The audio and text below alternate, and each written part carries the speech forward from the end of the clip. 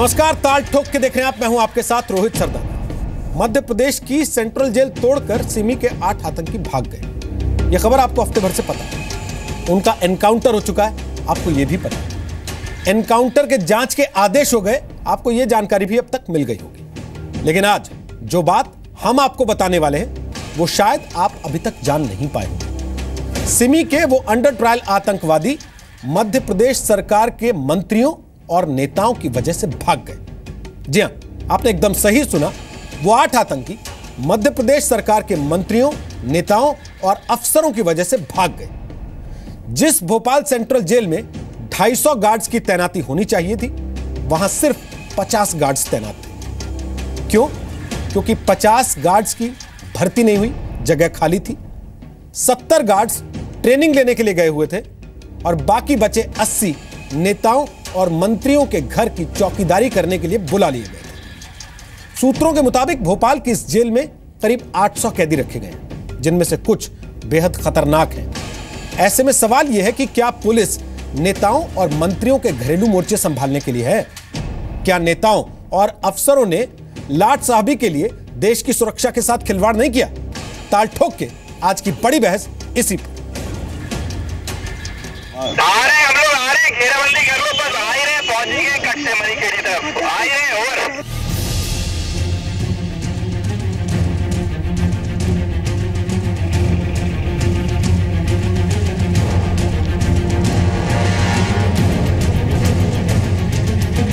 आपकी बात को मैं पूरी तरह से सच नहीं मानती हूँ कि 80 के 80 लगे हों, लेकिन फिर भी यदि उसमें कुछ सच्चाई है तो कल जो भी हमारे अधिकारी हैं, डीजी और एडीजी और अधीक्षक वगैरह जेल के हैं, उनका भी मैं कल पूरा रिकॉर्ड मंगवा लेना। कल पूरा रिकॉर्ड मंगवाइए और अगर ज़्यादा लगे हैं तो मात्र जितनी 1-1, 2-2 की ज़रूरत है उतने रहेंगे, बाकी हम सब निकाल के जेल की ड्यूटी में लगाएंगे। क्यों लगाया गया वो 80 जवानों जिनकी जेल में ड्यूटी थी, उनको क्यों नेताओं की सुरक्षा के लिए लगाया गया? ये जवाब सरकार को देना होगा और कुल मिला के मुख्यमंत्री का भी इस्तीफा बनता है। ये इतना बड़ा कांड है। क्या मध्य प्रदेश के नेताओं की वजह से भागे 8 आतंकी? इस मामले में भी हमारी मांग ये है कि एक निष्पक्ष जांच हो जो सर्वोच्च न्यायालय सुप्रीम कोर्ट की निगरानी में हो, जिसमें सच सामने आए। लाट साहबी के लिए नेताओं ने किया देश की सुरक्षा से खिलवाड़।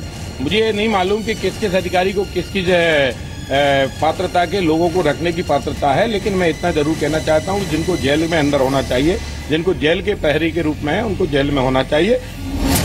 नौकरी जेल की तो रखवाली नेताओं की क्यों?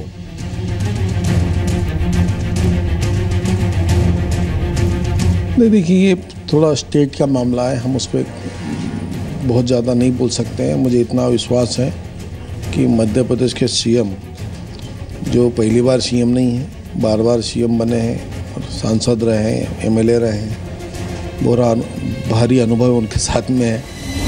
क्या नेताओं की गुलाम है देश की पुलिस? तो आपको बता दें, आज हमारे साथ बात करने के लिए 4 खास मेहमान मौजूद हैं। मेरे साथ यहां स्टूडियो में प्रकाश सिंह जी हैं।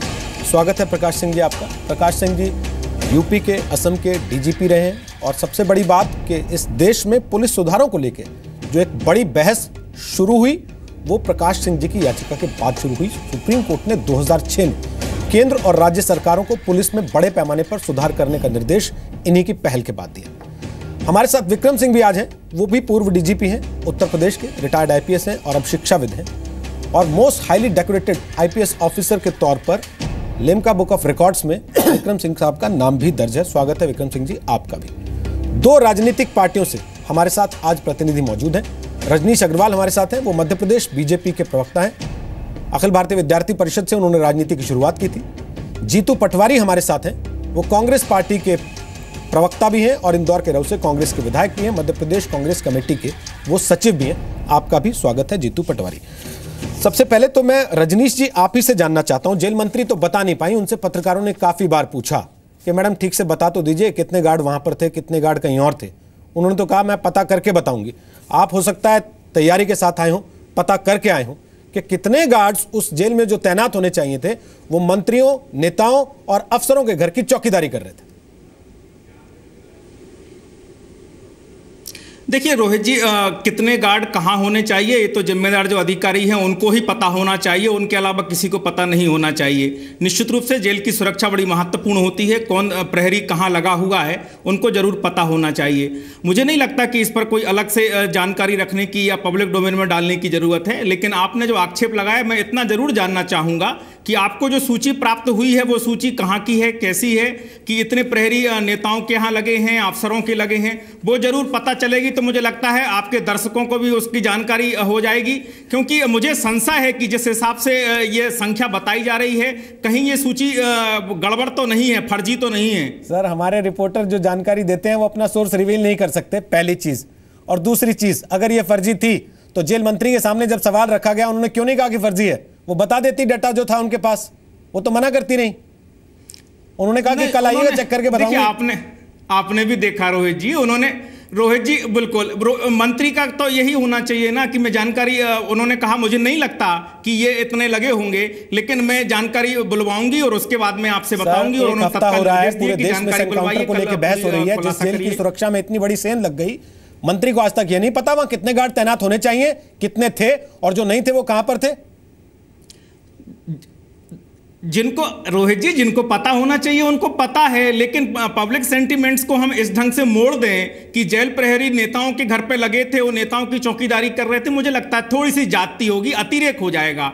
मुझे लगता है कि जरूर सुरक्षा की जो चूक हुई उस पर चर्चा हो, उसमें कोई इंकार नहीं है। कहीं कोई गड़बड़ हुई है उस पर चर्चा हो, कोई इंकार नहीं है। लेकिन हम पब्लिक सेंटिमेंट्स को इस ढंग से मोड़ दें और कह दें भैया ये तो नेताओं के यहाँ चौकीदारी कर रहे थे, आतंकवादियों के यहाँ नहीं थे, सुरक्षा मुहैया नहीं थी, मुझे लगता है थोड़ी जाती हो जाएगी। जी ज्यादती है, क्या ऐसा नहीं होता? देखिए, पहले तो मैं स्पष्ट करना चाहूँगा कि पुलिस और जेल विभाग अलग अलग हैं। ठीक है। आपके कहने से बहुत से लोगों में ये भ्रम हो सकता है कि जेल की व्यवस्था भी पुलिस के अधीन थी, और ऐसा नहीं होता। ये ज़रूर है कि कुछ police senior officers jail department में डेपुटेशन पे जाते हैं, जैसे कहीं भी जा सकते हैं वो। पहले तो ये स्पष्ट हो जाना चाहिए। दूसरी बात, जेल स्टाफ के डिप्लॉयमेंट के बारे में है। देखिए, ये आम तौर पे देखा जा रहा है, क्या वो होम गार्ड हो, क्या वो जेल स्टाफ हो, क्या वो पुलिस कर्मी हो, उनका सही उपयोग नहीं होता, बल्कि उनको अपने ऑथराइज्ड ड्यूटी से जो अधिकृत जहाँ होना चाहिए था उसके अलावा दाहिने बाएं लगाया जाता है। और वो दाहिने बाएं लगा जाता है, कहीं किसी नेता के साथ लगा दिया, किसी ब्यूरोक्रेट के साथ लगा दिया, कहीं पुलिस अफसर के घर पे लगा दिया, किसी और को ओब्लाइज करना हुआ तो उसके यहाँ भी लगा दिया। ये सब बातें चलती रहती हैं। तो क्या पुलिसकर्मी हो, क्या होम गार्ड, क्या जेल स्टाफ, ये मान के चलिए कि अनऑथराइज्ड डाइवर्शन उनका होता है। अपने जो अधिकृत जो उनकी ड्यूटी है उसके अलावा उनको इधर उधर लगाया जाता है, जो गलत है, जिसको जस्टिफाई नहीं किया जा सकता। और ख़ास तौर से भोपाल सेंट्रल जेल, जहाँ की आप जानते हैं कि जाने माने एक हार्ड कोर टेररिस्ट वहाँ पे हैं, और ऐसे लोग हैं जो जेल से पहले भाग चुके हैं, तो इनकी सुरक्षा में तो कोई कोताही होनी ही नहीं चाहिए थी, और सुरक्षा ऐसी अभेद्य होनी चाहिए थी कि इनके भागने का कोई सवाल ही नहीं है। पर ये तो बड़े आराम से, मतलब ऐसा लगता है कि इनका रास्ता प्रशस्त किया गया, सीसीटीवी कैमरे नहीं काम कर रहे हैं, इनको लंबी चादर मुहैया हो गई, इनको कुछ जेल से के जो यूटेंसिल्स थे उसका इन्होंने हथियार भी बना लिया, ताला भी खोल लिया, और सब कुछ होता रहा। और केवल एक हेड कांस्टेबल की रेजिस्टेंस की रुकावट या का विरोध इनको मिला। कायदे से तो इनको, मतलब पेट्रोलिंग भी जो होती है आमतौर पर 2-2 आदमी साथ रहते हैं, मतलब स्टैंडर्ड ऑपरेटिंग प्रोसीजर्स जो हैं उसके मुताबिक अकेले आदमी तो वो होना ही नहीं चाहिए था। तो कहीं मतलब ज़रूर भयंकर चूक हुई है सुरक्षा व्यवस्था में, भयंकर चूक सुरक्षा व्यवस्था में हुई, और कुछ अंदर से मतलब भीतरघात हुआ है, किसी ने उनको फैसिलिटेशन किया है, कोई कोल्यूजन हुआ है, कोई उनको मदद दी गई है कि भाई ठीक है बाहर भाग जाओ। क्योंकि अखबारों में जो रिपोर्टें आ रही हैं उसके मुताबिक वो बड़े आराम से जेल में रह रहे थे और उनको काफ़ी वीआईपी ट्रीटमेंट मिल रहा था। ये बड़े अफसोस की बात है कि जेल में इस तरह से वीआईपी ट्रीटमेंट वगैरह क्यों मिलता है। जाने माने हार्ड कोर क्रिमिनल्स को, आतंकवादियों को, ये बड़े अफसोस की बात है। और मतलब ये तो खैर सिमी के थे। और अभी आप देखिए जिन नेताओं को राजनीतिक प्रश्रय है, अभी शहाबुद्दीन साहब जेल से निकले थे, तो जब जेल से निकले तो मुझे तो ऐसा लगा जैसे कि हेल्थ रिजॉर्ट से निकल रहे हैं, स्वास्थ्य लाभ करके निकल रहे हैं। मतलब इतने आराम से उन्होंने जेल में अपना समय बिताया। तो वो इसलिए देख के हम लोगों के मुंह से शहाबुद्दीन साहब निकलने लगता है। हाँ, तो मतलब ये साहब की तरह ही आ रहे हैं। हाँ, तो इस तरह से जो जेलों के अंदर जो व्यवस्था, वर्तमान व्यवस्था है, उसमें बहुत बहुत दोषपूर्ण हो गई है और उसके अंदर सुरक्षा व्यवस्था की में बहुत ढील है। जब तब मालूम होता है सेलफोन पाए जा रहे हैं और जेल के अंदर बैठ के माफिया डॉन्स अपना साम्राज्य उसी तरह चलाते रहते हैं उनका बाग। तो ये कुल मिला के जेल के अंदर जो व्यवस्था है वो बहुत दोषपूर्ण है और उसमें बहुत सुधार की ज़रूरत है। ठीक, आपने बड़े स्तर पे इस बात को कहा। मैं वापस इसी विषय के ऊपर लेके आ रहा हूँ जो रजनीश जी टालने की कोशिश कर रहे हैं, ये पूछ के कि आपको ये जानकारी कहाँ से मिली, और ये कह के कि आप इस मामले को डाइवर्ट करने की कोशिश कर रहे हैं, इस तरह से कह के। लेकिन क्या ये बयान देकर जीतू पटवारी अपनी सरकार की कार्यकाल के दौरान इतनी बड़ी चूक को ढक पाएंगे? रजनीश अग्रवाल,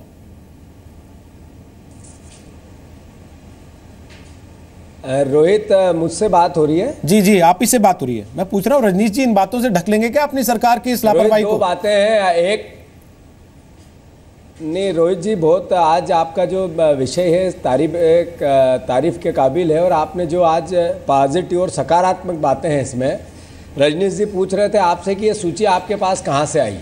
अगर आप मुझे बताएं या मुझे आज्ञा दें तो मैं उनको बता दूं कि कितने प्रहरी किसके यहाँ लगे हैं। मेरे पास पूरी सूची और ऑथेंटिक सूची है।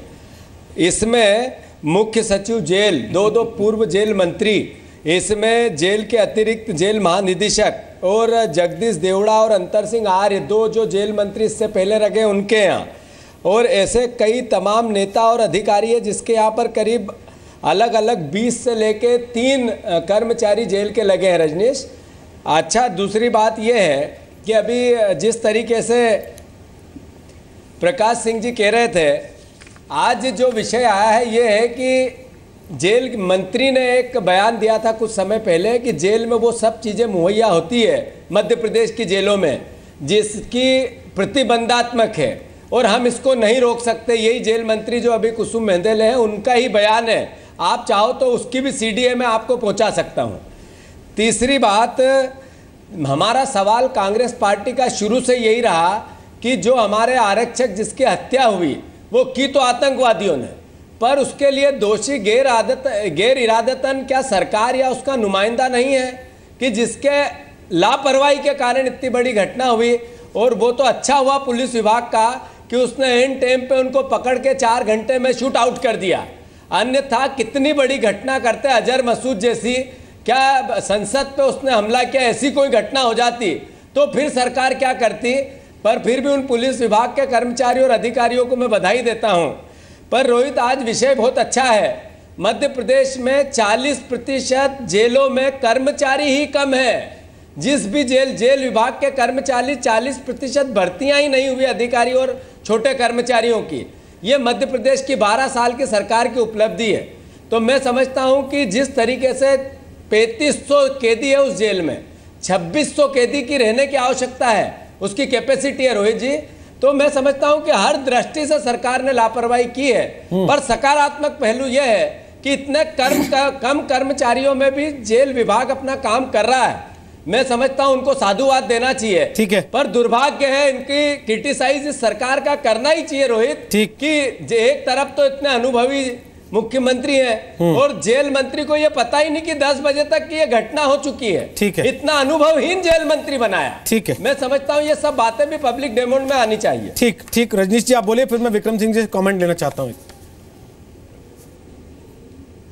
देखिए, मैं वही सवाल बार बार उठा रहा हूं क्योंकि जिन सूची की लोग के बात हो रही है वो सूची जरूर उसको अधिकृत तौर पर अगर कोई कहीं से प्राप्त हुई है तो जरूर बताया जाना चाहिए। भोपाल में बैठे हैं क्योंकि मुझे लगता है जब संख्या विधिवत बताई जा रही हो तो कहां से जारी हुई है, नहीं इसीलिए सवाल सारे अखबारों में छपी हुई है और आपको लगता है कि सरकार इसकी लिस्ट बना के देती है होनी चाहिए। हमने किसके घर कितने लगा रखे हैं, की हुई कोई सूची बता दी जाए, टाइपिंग की हुई सूची बता दी जाए और आरोप लगा, मैं इंकार नहीं कर रहा हूं। और बाकायदा अगर किसी की कोई ड्यूटी लगी है तो कोई फर्जी तरीके से तो नहीं लगी होगी ना। मुझे लगता है कि केवल आपको इससे भी बड़ी बात बता देता हूं, आरोप लगा देने से जीतू भाई कोई बात सच नहीं हो जाती। मैं आपको इससे भी बड़ी बात बता देता हूं, नहीं हो जाती। आप इस कार्यक्रम में आने से पहले लगा देंगे और आपने वो किया नहीं किया मुझे नहीं पता, छूट जाए, मुझे लगता है कि बात को कहीं ना कहीं कमतर आंका जाएगा। रजनीश जी, आपने इस कार्यक्रम में आने से पहले तैयारी किया नहीं की मुझे नहीं पता, लेकिन मैंने जरूर की और मैंने एक बड़े अफसर से इस बारे में बात की, उस आधार पे मैं आपको बता सकता हूं। तैयारी का मतलब सर सुन लीजिए, कुछ भी हम कोई सर सुन लीजिए, सर सुन लीजिए, पढ़ दें, तैयारी का मतलब ये नहीं होता। सर पूरी बात सुन लीजिए, तौर पर कोई सूची आई हो, पूरी बात सुन लीजिए, पूरी बात सुन लीजिए। पूरी तैयारी के साथ मैं पूरे अधिकार के साथ ये बात कह रहा हूं कि मैंने जिस अधिकारी से बात की उन्होंने कहा कि साहब जिनके यहाँ लोग भेजे जाते हैं वहां से ये भी रिक्वेस्ट आती है ऐसा आदमी भेजना जिसको ड्राइविंग करनी आती हो। तो आप समझ रहे हैं कि उनको एक चौकीदार भी चाहिए, उनको ड्राइवर भी चाहिए, और वो भर्ती कहां हुआ था? जेल सुरक्षा में। देखिए बिल्कुल आपके सवाल वाजिब हो सकते हैं, मैं बात इंकार नहीं कहा, मैंने कहा कि जो मूल सवाल है वो उठना चाहिए, लेकिन जिस प्रकार से पब्लिक सेंटीमेंट्स को इस ढंग से मोड़ा जाए कि नेताओं के यहाँ चौकीदारी कर रहे हैं, मुझे लगता है थोड़ी सी जाती होगी।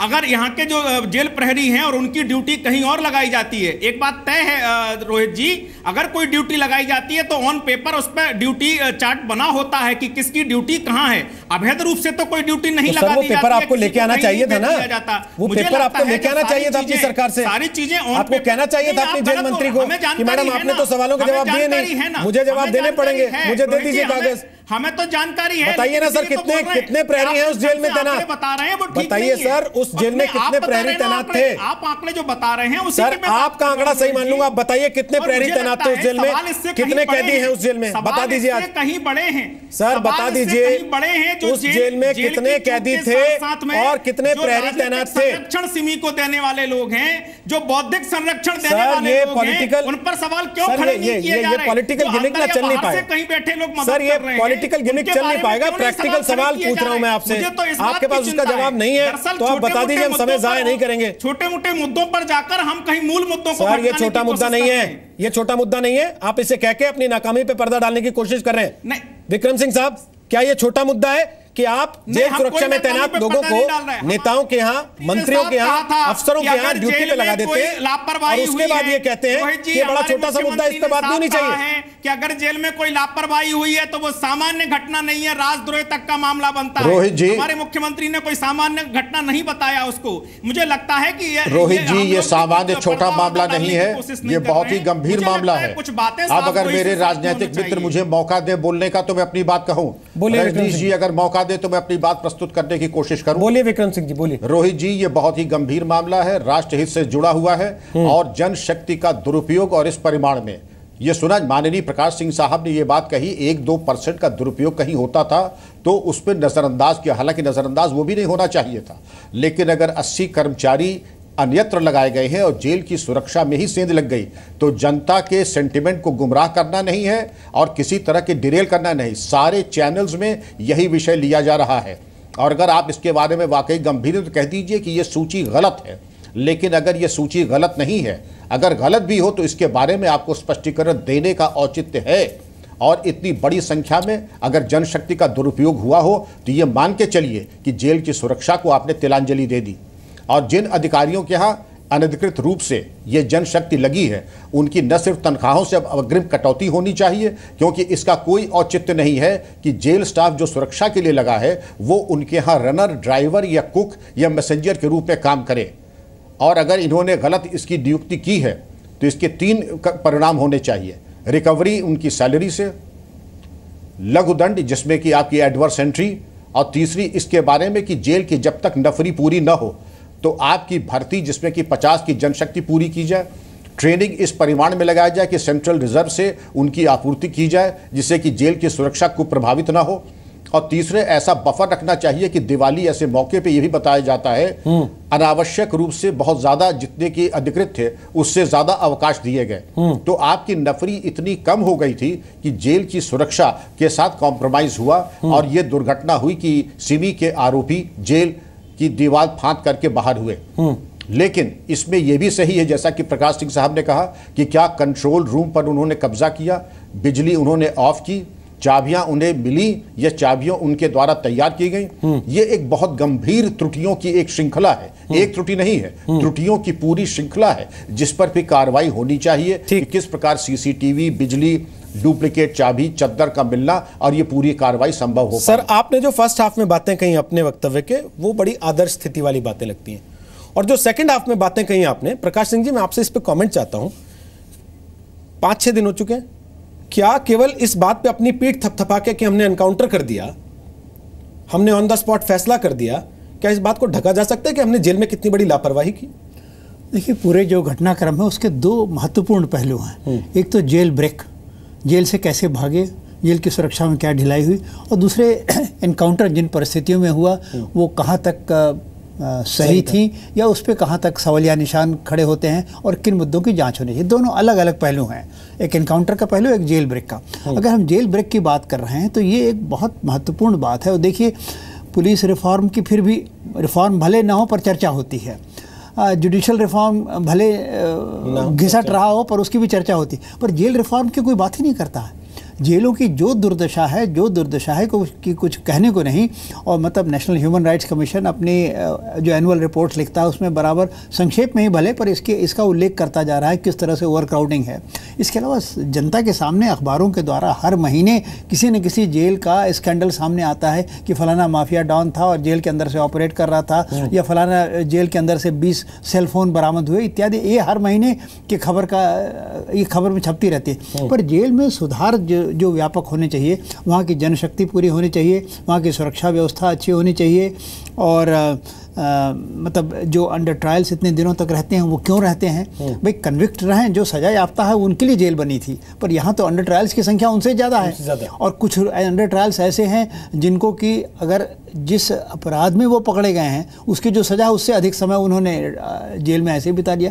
तो जेलों के अंदर बड़ी हालत बहुत खस्ता है। और कुल मिला के देखिए, अगर आप एक व्यापक दृष्टिकोण लें तो देखिए, क्रिमिनल जस्टिस सिस्टम के 4 स्तंभ पे खड़ा होता है। एक तो पुलिस है, दूसरा प्रोसिक्यूशन है, तीसरा जुडिशरी है और चौथा जेल है। ये 4 खंभों पे क्रिमिनल जस्टिस सिस्टम खड़ा होता है, और ये चारों खंभे चरमरा रहे हैं, क्रैक्स आ गए हैं, टूट रहे हैं। और मालिमत कमेटी जब बैठी थी तो मालिमत कमेटी ने पूरे क्रिमिनल जस्टिस सिस्टम का हवाला देते हुए कहा था, और ये 15 साल हो गए करीब, कि साहब the criminal justice system of the country is collapsing शब्द थे जस्टिस मालिमत के। पर उनकी रिपोर्ट को एमनेस्टी इंटरनेशनल ले और ह्यूमन राइट्स ग्रुप ने इतनी ऐसी की तैसी की कि सरकार भी डर गई और कही अच्छा भैया बैकफुट पे चले गए, और उस रिपोर्ट को उन्होंने दफ्तर में उसको दाखिल दफ्तर कर लिया और उसको कोई कार्रवाई नहीं की। उससे भी ज़्यादा विकट स्थिति ये है कि हमारा वो सिस्टम कोलैप्स कर रहा है, और दूसरी तरफ हम एनकाउंटर करके अपनी पीठ थपथपाते हैं। ये कहते हैं कि उनको पकड़िए जो सिमी के आतंकवादियों को बौद्धिक संरक्षण देते हैं। रजनीश जी, बौद्धिक संरक्षण देने वालों पे तो रोज बहस होती है, लेकिन उसका व्यवहारिक पहलू क्या है उस पर जवाबदेही आपकी बनती है। आपकी सरकार के रहते उस व्यवस्था के दौरान, उस व्यवस्था के बीच से कैसे वो आतंकवादी इतने खूंखार जेल से निकल भागने में कामयाब हो गए? सवाल ये कि पुलिस वाले, जेल के गार्ड्स अगर साहबों की चौकीदारी में लगेंगे तो फिर आतंकवादी तो भागेंगे ही। हमारे साथ रजनीश अग्रवाल साहब हैं जो कि बीजेपी की तरफ से हैं, मध्य प्रदेश बीजेपी के प्रवक्ता हैं। हमारे साथ जीतू पटवारी हैं, कांग्रेस के प्रवक्ता हैं। हमारे साथ प्रकाश सिंह जी हैं और हमारे साथ विक्रम सिंह जी हैं, दोनों पूर्व बड़े पुलिस अधिकारी हैं, और पुलिस रिफॉर्म पर प्रकाश सिंह जी ने खासतौर पर काफ़ी काम किया है। ब्रेक के पहले रजनीश जी, मैंने पॉइंट इस बात पर छोड़ा था कि इतने दिन हो जाने के बाद भी आपकी सरकार के पास एक ठोस जवाब नहीं है कि चूक कहाँ हुई। सीसीटीवी कैमरे चल रहे थे, नहीं चल रहे थे, वहां ड्यूटी पर कितने लोग तैनात थे, कितने नहीं थे, जो थे वो क्या कर रहे थे, जो नहीं थे वो कहां गए हुए थे, ताला टूटा तो कैसे टूटा, नहीं टूटा, खुल गया तो कैसे खुल गया, क्या अंदर से कोई मिल गया था उनके साथ, क्या केवल एक ही आदमी वहां पर मौजूद था जो रेजिस्ट कर रहा था, बाकी सब लोग कहां थे, क्या सो रहे थे? ये सारे सवालों के जवाब तो अगले कुछ घंटों में होने चाहिए थे सरकार के पास। देखिए रोहित जी, कुछ सवाल निश्चित रूप से सरकार के पास में होते हैं, लेकिन इसका मतलब ये नहीं होता कि सारे सवालों का जवाब यूं पब्लिक डोमेन में दे दिया जाए। जब जांच प्रक्रिया के अधीन हो, न्यायिक जांच की अभी मुख्यमंत्री जी ने घोषणा की है एक दिन पहले, तो उन सब जांच के दायरे में सारे मसले आते हैं। का इनाम 2 घंटे में दे देते हैं का जवाब और जांच प्रक्रिया अधीन है, इसलिए बताएंगे नहीं अभी। आपको मालूम है ना, सुप्रीम कोर्ट ने साफ कह रखा है कि एनकाउंटर की जब तक जांच नहीं हो जाए किसी पुलिस वाले को इनाम नहीं दे सकते आप। रोहित जी, आप जवाब तो देने दीजिए। आपने बड़े सवाल खड़े किए, आप जवाब तो देने दीजिए ना। उसको एनकाउंटर से जोड़ के मुझे लगता है कि जेल का मामला आप उठा रहे हैं तो निश्चित रूप से जेल की जो कमियां हैं वो मामूली कमियां तो नहीं है। जुड़े हुए सर, मैं वही बात आपसे कह रहा था कि केवल कौन प्रहरी कहां लगा, केवल मात्र इतना भर नहीं है। ये है कि कहीं सिमी का जो नेक्सस है, जो काम करता है, जो नेटवर्क काम करता है, कहीं उन अधिकारियों को कोई थ्रेट तो नहीं था, कहीं कोई अधिकारियों के साथ में किसी स्तर पर मिलीभगत तो नहीं थी, समाज के या प्रशासन के या व्यवस्था के वो कौन से लोग थे जो इनको सपोर्ट कर रहे थे। ये सारी चीजें जांच के दायरे में हैं और निश्चित रूप से उनका खुलासा होगा। महज 5 वहां थे या 3 यहां थे या 2 वहां थे, महज इतनी बात नहीं है।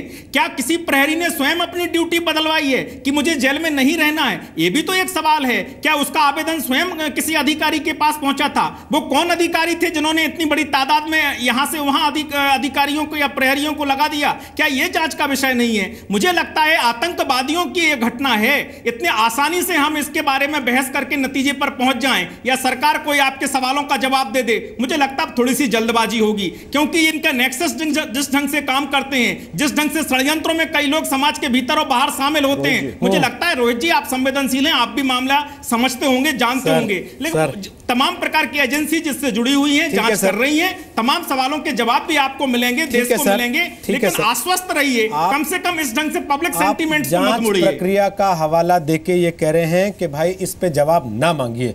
मेरा सवाल यह है जीतू पटवारी कि जांच प्रक्रिया का हवाला देके इनाम देने से, पीठ थपथपाने से भी तो खुद को रोक सकते थे कि जांच कर लेते, एनकाउंटर ठीक है या गलत है, उसके बाद इनाम दे देंगे। इनाम देने में बहुत जल्दबाजी थी, जवाब देने में जांच प्रक्रिया का हवाला क्यों? रोहित जी, 2 बातें बहुत महत्वपूर्ण है। आपको पता होगा ये जेल मंत्री जिनकी अभी पदोन्नति जेल मंत्री, ये महिला और बाल विकास मंत्री थी, इसमें जांच की आवश्यकता नहीं है। इन्होंने एक बाल को लात मार दिया था, इसलिए इनका विभाग चेंज किया गया है। अब ये जेल मंत्री बनी, उसके बाद की घटना आप देखो। पटवारी जी, जेल आपको अगर वो पूरा वाकया नहीं पता है, पूरी पटवारी जी, अगर आपको वो पूरा वाकया नहीं पता है, किस बालक को लात मार दी थी और वो बालक कहां से आया था, किसने कैसे प्लांट किया था, उस बहस में नहीं जाएंगे आज, क्योंकि उसकी कहानी अलग है। नहीं, मेरी दूसरी बात है रोहित, इससे महत्वपूर्ण, इससे जुड़ी हुई बात है रोहित। ये तो कोई तर्क नहीं होगा, बाल विकास मंत्री जी तो जेल मंत्री नहीं हो सकती। दूसरी बात है परिवहन व्यापम के परिवहन घोटाले के आरोपी हैं जो जेल डीजी बना दिए गए हैं। एक आरोपी जो परिवहन विभाग के घोटाले का है, उसको जेल विभाग का मुखिया बनाया गया। तो आप ये समझने की कोशिश करें, मैं दोनों चीजों को जोड़ रहा हूं। इसलिए जेल विभाग में इतनी कमियां सुधार के आप बजाय इतनी गड़बड़ होने लगी। अच्छा, दूसरी बात सबसे महत्वपूर्ण यह है कि जिस तरीके से जेल मैनुअल में 8 कैदी इन्होंने जो आतंकवादी 35 आतंकवादी एक साथ रखे, क्या ये जेल विभाग की या सरकार की गलती नहीं है? ये सब बातें तो जांच की आवश्यकता नहीं, सीधी सीधी दिखती है, इसलिए ये सब बातें सामने आई। और एक और बहुत महत्वपूर्ण बात यह है कि जिस तरीके से मुख्यमंत्री जी ने इनकाउंटर को तो कहा कि ये हमारी काबिलियत है, पर ये फेल्यूर है। कांग्रेस पार्टी शुरू से उठाती आई कि इतने लंबे समय से ये क्यों भाग के गए, खंडवा में ऐसी घटना हुई, फिर यहाँ हुई, आपने क्यों सबक नहीं लिया? तो इसके लिए दोषी कौन? सिर्फ अधिकारियों को पहले खंडवा में सस्पेंड किया, वापस सारे बहाल हो गए, अब यहाँ सस्पेंड किया फिर बहाल हो जाएंगे। क्या राजनीतिक व्यक्ति इसके लिए दोषी नहीं है? जेल मंत्री का इस्तीफा नहीं होना चाहिए? मुख्यमंत्री जिसकी सरकार है वो दोषी नहीं है? इस पे भारतीय जनता पार्टी चुप रहती है और लोगों को मूर्ख समझती है। पर आज जी न्यूज को मैं बधाई देता हूं कि इनका चेहरा के नकाब निकलने लगा है आपकी रिपोर्टिंग के बाद। रजनीश जी आप बोल लीजिए, फिर मैं प्रकाश जी और विक्रम सिंह जी से कमेंट लेना चाहता हूं। बोलिए रजनीश, आप हाथ उठा रहे हैं। देखिए, मुझे लगता है कि राजनीतिक तौर पर अगर कोई दोषी है तो कांग्रेस है, कांग्रेस के नेता हैं, कांग्रेस के राष्ट्रीय महासचिव दिग्विजय सिंह जी हैं। जैसे ही घटना घटती है और उसके बाद में वो राजनीतिक खेल खेलना शुरू कर देते हैं और जिस प्रकार का माहौल उन्होंने बिगाड़ना शुरू किया, मुझे लगता है मध्य प्रदेश के देश बहस हो रही है। अगर विषय वो बोलने दीजिए ना, मैं आपने नहीं टोका दिग्विजय सिंह के बयानों का आपसे ज्यादा मैं विरोधी हूं। बात, जेल में जो कमी थी, जेल में कोई चूक थी, रजनीश जी जेल में कोई कमी थी, रोहित जी जेल में कोई कमी थी, रोहित जी जेल में अगर कोई कमी थी या चूक थी तभी तो ये घटना घटी है ना। अगर रोहित जी जेल में कोई चूक थी या कमी थी तभी तो ये घटना घटी है ना।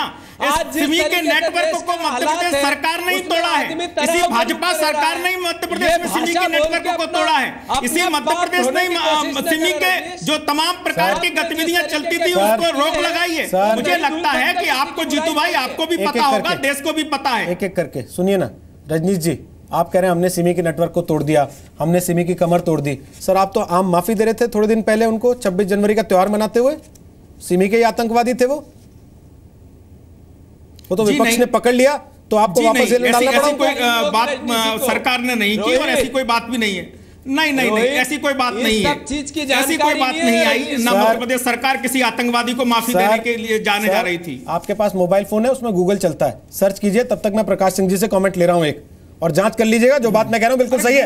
आपकी सरकार सिमी के आतंकवादियों को माफी दे रही थी, आज आप कह रहे हैं हमने एनकाउंटर कर दिया, हमारी पीठ तब तपाइए। क्या करना चाह रही थी, क्या नहीं करना चाह रही थी, गूगल क्या कर देता है आपको भी पता है ना भैया। ऐसे सरकार की जानकारी गूगल पर सर्च करके थोड़ी पता चलेगी। सरकार क्या कर रही थी, क्या होने वाला था, उससे होने वाला था, सर वो दिख गया कर रही है। या तो बता दीजिए कि आपने प्लान तरीके से भगाया और फिर गोली मरवा दी, आतंकवाद से या तो कहिए कि हमने जानबूझ के किया, हमने पहले भगाया और फिर गोली मरवा दी, क्योंकि हम नहीं चाहते थे सालों साल इंसाफ की प्रक्रिया में लटका रहे।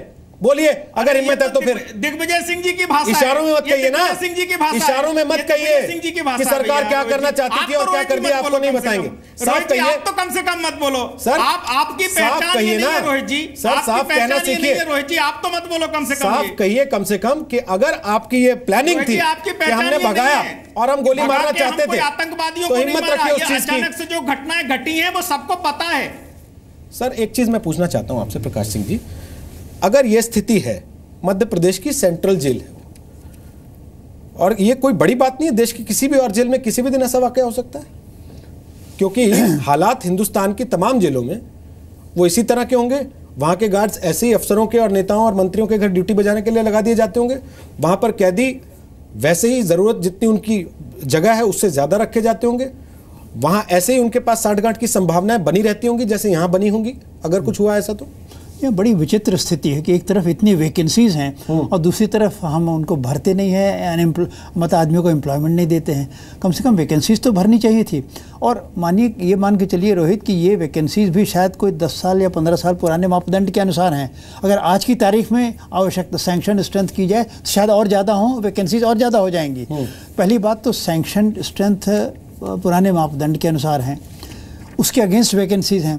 फिर उन वैकेंसीज में भी स्थिति और गंभीर हो जाती है क्योंकि अनऑथराइज्ड डाइवर्शन हो जाता है, अनधिकृत उनसे ड्यूटी ली जाती हैं। कहाँ ली जाते हैं ये एक अलग विषय है। तो इस तरह से मतलब जनशक्ति की कमी एक बहुत बड़ी कमी हो जाती है। फिर इसके साथ बहुत सारी और बातें लगी है। देखिए जेल के प्रशासन में जो राजनीतिक हस्तक्षेप होता है ये एक बहुत बड़ा अभिशाप है, और इससे अगर जेल कर्मी, जेल सुपरिटेंडेंट अगर कर्तव्यनिष्ठ हो तो भी उसको दिक्कत हो रही है। अब जैसे आपका चमचा वहाँ माफिया डॉन अंदर आ गया, नाम लेने की शायद ज़रूरत नहीं, यूपी में भी है और बिहार में भी है। आपने इंस्ट्रक्शन दे दिया कि भाई इसको पूरी सहूलियत दो, इसको सोफा सेट दो, इसको एयर कंडीशनर दो, इसको टीवी दो, फलां दो, इसको सारी सुविधाएं दे दो। अब वो बेचारा जेल सुपरिटेंडेंट क्या करेगा? और उसके बाद ये माफिया डॉन 10 साल 11 साल बाद भी निकलते हैं तो अपनी दबंगई उसी दिन से, मतलब दबंगई जेल के अंदर भी थी और निकलते अपना चालू हो जाती है। तो जेल के एडमिनिस्ट्रेशन में जो राजनीतिक हस्तक्षेप है और ख़ास तौर से जो बड़े बड़े माफिया डॉन्स जब गिरफ्तार होते हैं तो जिस तरह से इनको नेताओं का वरद हस्त मिलता है, ये बहुत गंभीर विषय है। और ये केवल जेल के सुधार की बात नहीं है, जेल को राजनीतिक प्रभाव से मुक्त करना पड़ेगा, जेल प्रशासन को। इसी चीज़ पे लाना चाहता था विक्रम सिंह जी बात को कि अभी होगा क्या, जांच प्रक्रिया चल रही है, जांच हो जाएगी, 4-6 लोग सस्पेंड हो जाएंगे, 2-3 को ट्रांसफर कर दिया जाएगा, 2-3 को लाइन हाजिर कर दिया जाएगा और वो सिस्टम वैसे का वैसे ही रहेगा जिसकी वजह से ये सब कुछ हुआ है। और वो होने की संभावना फिर उतनी की उतनी ही बनी रहेगी जितनी अभी है।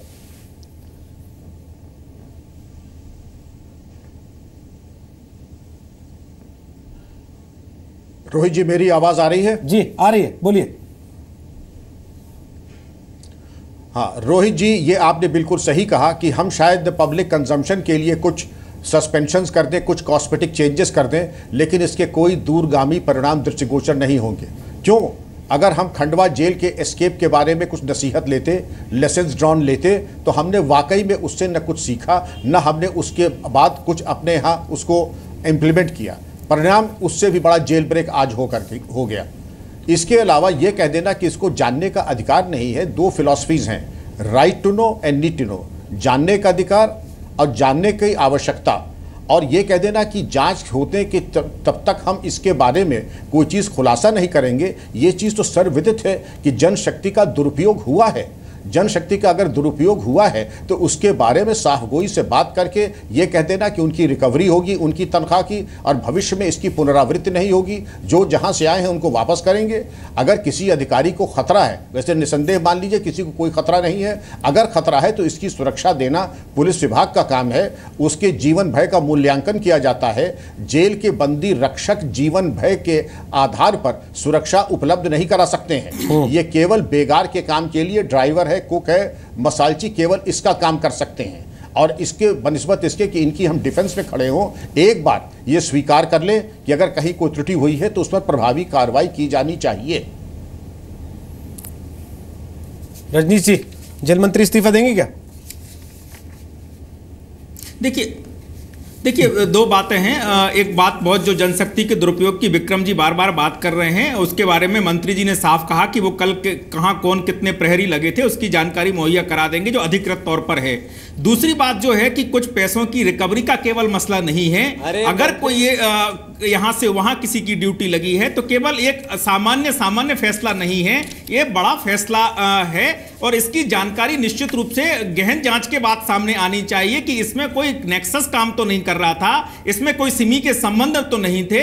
निश्चित रूप से वो जांच जरूरी है। कुछ तो पैसों की रिकवरी का मसला केवल नहीं है, एनआईए को कहते रहे हैं, कोई थ्रेट तो नहीं था। मेरा सवाल वहीं का वहीं रह गया। एक जांच हो रही है, नंदन दुबे जी के चेयरमैनशिप में भी जांच हो रही है। मेरा सवाल वहीं का वहीं रह गया। बिल्कुल जांचें हो रही हैं, मेरा सवाल वहीं का वहीं रह गया। उनके फैसला आएंगे। जेल मंत्री इस्तीफा देंगे? रोहित जी, ये मिसयूज ऑफ ऑफिशियल पावर है, ये मिसयूज। मुझे तो नहीं लगता कोई कारण है जेल मंत्री के इस्तीफा देने का, क्योंकि जेल मंत्री जेल की सुरक्षा में सीधे इन्वॉल्व तो नहीं होते हैं ना। जेल व्यवस्था के लिए मंत्री बनाया जाता है, उस जेल व्यवस्था की पूरी पोल खुल गई, पूरी दुनिया ने देख लिया, और आप कहते हैं कि आपको नहीं लगता कि जेल मंत्री के इस्तीफा देने की कोई वजह है। तो हम 4 कदम चलने के बाद, 4 कोस चलने के बाद फिर वहीं के वहीं खड़े हैं जहां 1 घंटे पहले खड़े थे। सर, जेल मंत्री के इस्तीफा देने या नहीं देने का सर सवाल नैतिक तौर पे जिम्मेदारी लेने का होता है। की तरफ जा रहे हैं। सवाल नैतिक तौर पे जिम्मेदारी लेने का होता है रजनीश जी। इस्तीफा देने या नहीं देने का सवाल नैतिक तौर पे जिम्मेदारी लेने का होता है। देने का नहीं, नैतिक एक हेड कांस्टेबल की जान चली गई, 4 के ऊपर आप लोग जांच का ठीकरा फोड़ देंगे। बात की है कि जांच और जिन लोगों की वजह से सब चीजें हुई हैं वो जस के तस रहेंगे। शिद्दत के साथ में जांच हो और उस जांच पर निर्णय हो, फैसला हो, एक्शन हो। सर, नजर रहेगी हमारी उस पर भी। बहुत बहुत धन्यवाद आपका। लेकिन आपने एक बात साफ कह दी कि आपको नहीं लगता इसमें जेल मंत्री को जिम्मेदारी लेने की कोई जरूरत है। ये वो देश है जहां लाल बहादुर शास्त्री जैसे लोग हैं जो नैतिक जिम्मेदारी के तौर पे अपना पद छोड़ के आगे बढ़ गए थे कि मेरी गलती थी, मैं मंत्री था, मेरी चूक थी। यहाँ पूरा देश भी अगर कहेगा तो आज लोग अपनी चूक मानने को तैयार नहीं होंगे। बहुत बहुत शुक्रिया प्रकाश जी, आपने आज वक्त निकाला। बहुत बहुत शुक्रिया विक्रम सिंह जी, और बहुत बहुत शुक्रिया जीतू पटवारी और रजनीश गर्ग आपका भी। कालटोपी